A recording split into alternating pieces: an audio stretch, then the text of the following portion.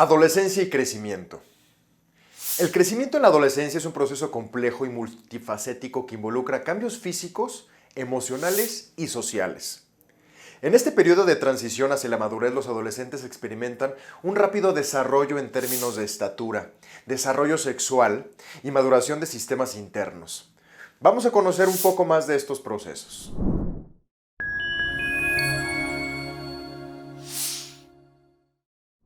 Etapas del crecimiento en la adolescencia. El crecimiento adolescente es un proceso continuo que abarca varios años y comprende varias etapas. Aunque el paso de una etapa a otra no es un cambio abrupto, se pueden identificar algunas fases claves en el desarrollo de cualquier adolescente, comenzando por la pubertad temprana, que se da entre los 8 y 12 años en las chicas y entre los 10 y 13 años en los chicos. En esta etapa empiezan los cambios físicos como el inicio de la menstruación, el crecimiento de los senos, de los genitales y de vello púbico y corporal. Luego, entre los 12 y los 15 años, viene una fase de crecimiento rápido. Durante este periodo los adolescentes experimentan el estirón puberal, alcanzando el máximo pico de crecimiento, aunque no necesariamente su altura límite. Es entonces cuando viene la adolescencia intermedia entre los 14 y los 17 años. Aquí se siguen desarrollando las características sexuales secundarias, como el desarrollo complejo de los senos en las mujeres y la profundización de la voz en los varones. A la siguiente etapa la podemos considerar de madurez sexual, pues los cambios físicos son más sutiles y la mayoría de las características sexuales secundarias están completamente desarrolladas. Esto es al final de la adolescencia, entre los 17 y los 20 años. Es importante recordar que estos plazos son aproximados y pueden variar significativamente entre individuos. Cada persona experimenta la adolescencia de manera única y el ritmo de sus condiciones genéticas, ambientales y de salud. Desarrollo físico. Uno de los aspectos más evidentes del crecimiento en la adolescencia es el desarrollo físico, pues los jóvenes experimentan un aumento significativo en la estatura, el desarrollo de los órganos sexuales secundarios y la maduración de los sistemas musculares y esqueléticos.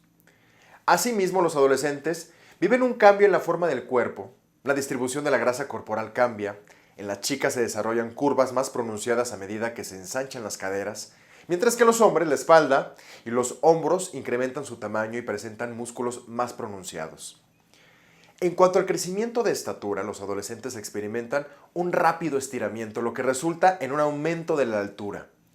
Este crecimiento suele ser más evidente en la adolescencia temprana y puede variar según el individuo, pero generalmente se da un aumento de altura de entre 5 y 10 centímetros por año, durante los 3 o 4 años que dura el estirón puberal. Este estirón suele darse primero en las chicas que en los chicos, pero es menos pronunciado y por lo general se ralentiza antes en ellas. Así las chicas comienzan su proceso de estiramiento entre los 10 y los 14 años y se acercan al límite de altura entre los 16 y los 17 años, mientras que los hombres comienzan a crecer entre los 12 y los 16 y pueden llegar a su altura límite incluso hasta los 20 años. Cabe señalar que estas edades son aproximadas, sirven solamente como una guía para ubicarnos, pero pueden variar considerablemente entre individuos. No hay que olvidar factores genéticos, de nutrición, ambientales y de salud en general que influyen en el crecimiento de los adolescentes. Problemas de crecimiento. Durante la adolescencia el proceso de crecimiento físico puede verse afectado por varios problemas o desafíos. Y uno de ellos es el retraso en el crecimiento. Algunos adolescentes pueden experimentar un retraso en su crecimiento en términos de estatura. Y esto puede deberse a factores genéticos o desnutrición, enfermedades crónicas, trastornos hormonales u otros problemas de salud. Un médico puede evaluar la causa del retraso y proporcionar el tratamiento adecuado si es necesario. Otro de los problemas más comunes en el desarrollo puberal atípico, es decir, el desarrollo de las características sexuales secundarias, se produce de maneras desiguales fuera de los márgenes típicos de tiempo o forma. Asimismo, la obesidad es un problema importante de salud que puede afectar el crecimiento normal.